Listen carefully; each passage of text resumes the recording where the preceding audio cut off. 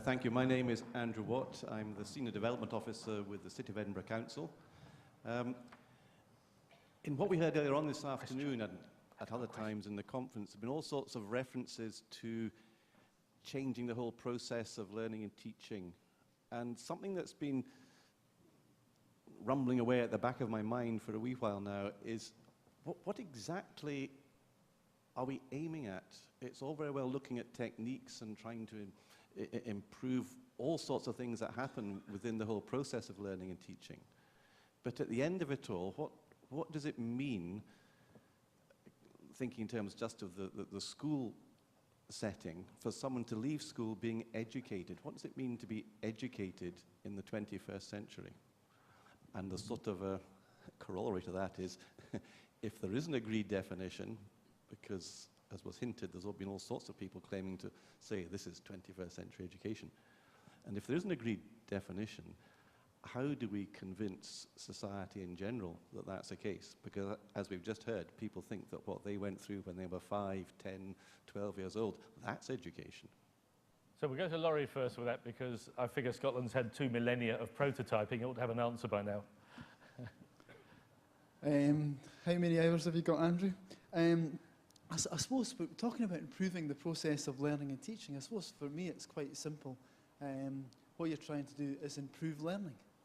So that teaching is about enhancing learning. You know, that you can.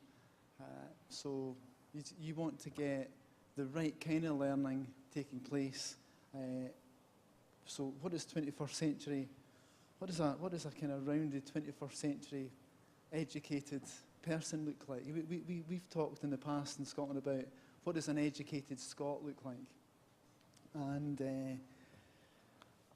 it's an outcomes model, isn't it? So it's not just about the inputs. It's not like they've had some maths and some language and some of the stuff I was trying to talk about earlier. It's that person would be, well, in our terms, a responsible citizen. Would be someone who's got a sense of not only their rights but also their responsibilities. Someone who sees themselves connected to their community, to their neighbours, to their family, to the global community. It's someone who looks after their own health, takes responsibility for their own health. It's someone who could make a contribution to the economy through work, but also through their voluntary labour. So not just as a paid employee, but someone who contributes, puts some things back into society. Ewan and Stephen used that term ingenuity. Someone who is ingenious, someone who creates new things, who doesn't just live on the repertoire of the past, but that is contributing to the future. So for me, it's a very, very broad view of what is an educated person. In the past, people talked about a liberal education. It's what's a liberal education for the 21st century. Beginnings of a discussion in that. Kerry talked about the kind of quality of the public debate about education. We don't really have that debate about what does an educated 21st century person look like, and I think we need to have it. And of course, it's culturally and contextually specific. I mean, if you go to Thailand, they would like children who argue a little more. Yeah. I'm sure if you go to Chicago, they'd look for children who argue a little less. You know, so it really depends on where you are. Oh. Yeah, but pretty much we'd always want children to be able to argue. Yeah. And be able to make an argument, value an evidence base, look at alternatives, change their view if over time the evidence changed. So these are all aspects of being educated, I would say. I'm going to pass you over to Mark. Did you want to say you haven't had a chance to speak? Okay, thank you. Mark, it's still coming back to you though, Mark, because... okay. I'm just giving... surely. Okay. I think there's one aspect beyond anything else that's important for 21st century education, and that's partly carrying on from what you've said, which is valuing your own learning, so that wherever that learning comes from, so some of that learning will be done in the classroom, and valuing the learning that you do in the classroom. Much of it will be done outside the classroom, and again, how you can enable people to value their own learning. And then from that, a number of things follow. For example, being able to manage your own learning and being able to cope with change. Because the one thing we know about the 21st century is it's going to be a century of rapid change. And so having the ability to be able to manage change and to manage yourself through a process of change and to see that management as personal learning and development. Now that sounds very vague, but I think there are some very specific things that you can do. So, for example, we're working with a number of teachers at the moment on a project called PI, which is about personal inquiry and enabling secondary-age children to engage in scientific inquiry so that science isn't seen as something that's done to them or that's something that happens out there, but something that they can personally engage in and that they can carry out valued and valuable scientific inquiries.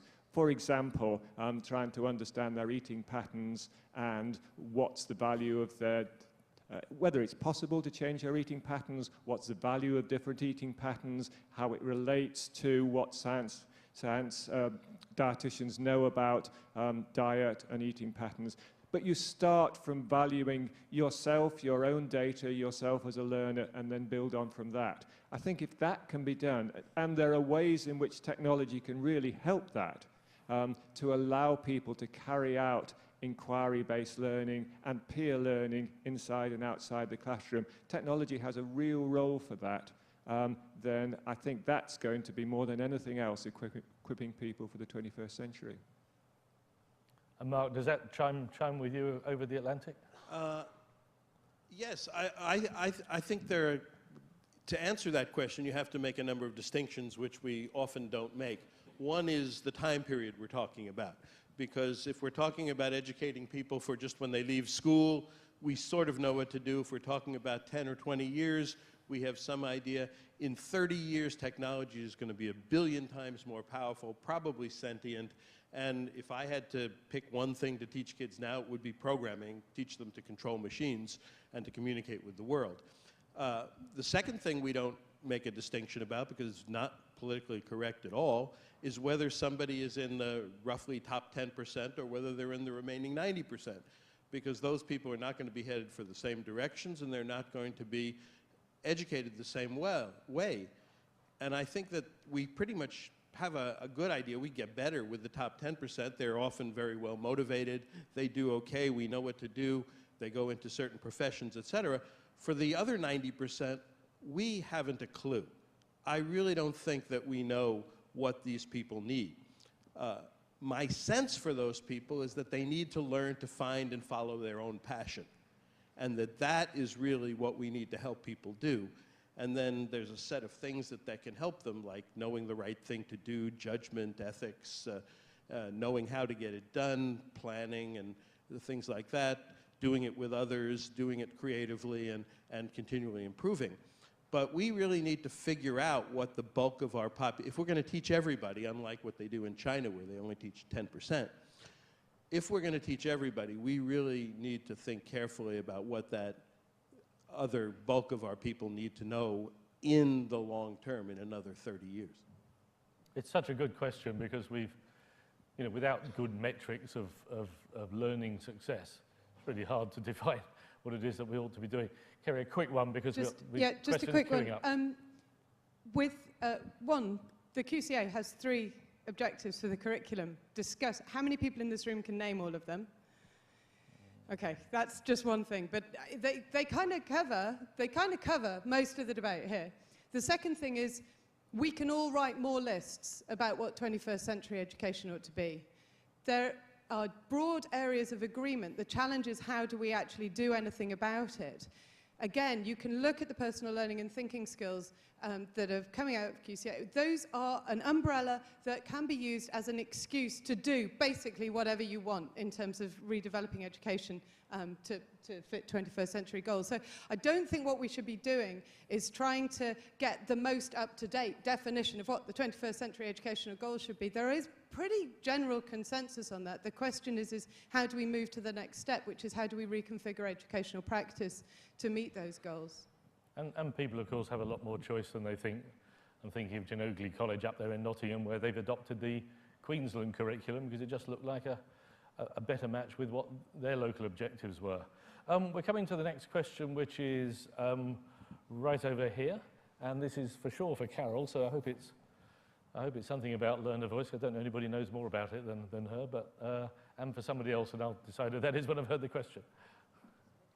Anne Casey, Partnerships for Schools. I think this one is for Kerry. Picking up on the point earlier about redefining the role of a teacher, and Stephen's point about there being only us. I just want to explore briefly how we communicate that to children who are in a system where they think there sometimes is an us and them, and they would prefer us not to go into their virtual or physical spaces. And if we go bashing and intruding on those spaces, there is a danger sometimes that we will not only reinforce and develop learning communities, but that we could potentially damage the ones that exist. I'll start with Carol with that, because she's got a few 100,000 children online already, and then back to you, Kerry, if that's good. Hi, Carol Fletcher, Intuitive Media. We have over 170,000 children online between the ages of 6 and 16. And we observe every day between the hours of 8 o'clock in the morning to 8 o'clock at night what those children are doing. Our mediators inspire those children's learning, and they nurture learning. But they do it in a very discreet way. Those mediators are very popular. The kids love them. Kids like to feel they're looked after, I think, and that they're in a very positive, nurturing space. And I don't mean a learning space, really. I think children should be given positive spaces where they can experiment, they can practice being the people they want to be, and they want to celebrate who they are. And I think all too often we don't give children that opportunity. I was at a conference this morning where Al Ainsley Green was talking about respect for the child, and I think the media are totally responsible for really not representing the wonderful things that children do, and we're robbing them of their childhood. They're staying at home, they're going online. Going online's fine, but there needs to be a connection between being online and a citizen online and being a citizen in the environment and in your community and in your school and in your family. And I think the disconnection that we have between learning online and learning in school and learning on the street and learning in the home, it's too fragmented and children are confused. So I suppose in answer to your question, I think it's our responsibility to make sure that children feel they are respected, that we do care about them, and that we want to give them great places where they can be the people that they want to be and experiment being the people they want to become. And of course, there's no earthly good listening to the learner's voice unless we react to it as well. Otherwise, that way lies huge frustration. Kerry, and the next question, by the way, is for the whole panel, one sentence each answer. So I hope you're poised with passion. I may not have got the gist of the question, but my assumption is that both teachers and young people have rights, and one of those rights is a right to privacy. One of those rights is a right not to have your private spaces invaded if you don't want them invaded. So I don't think it's a question about children's or adults. I think one of the issues in this area is we overlook the shared agendas that adults and children do have, and one of those shared agendas is a right to a private life, a right to learn. You know, let's talk about sometimes what's common between adults and young people as opposed to just what's different. I think that would be how I would address that question. No, thanks very much. I just want to add 2 words. Oh yeah, you can add 10 words. 2 words, and they go with what you said and what you just said, which is mutual respect. That's what we really need, and often that's lacking.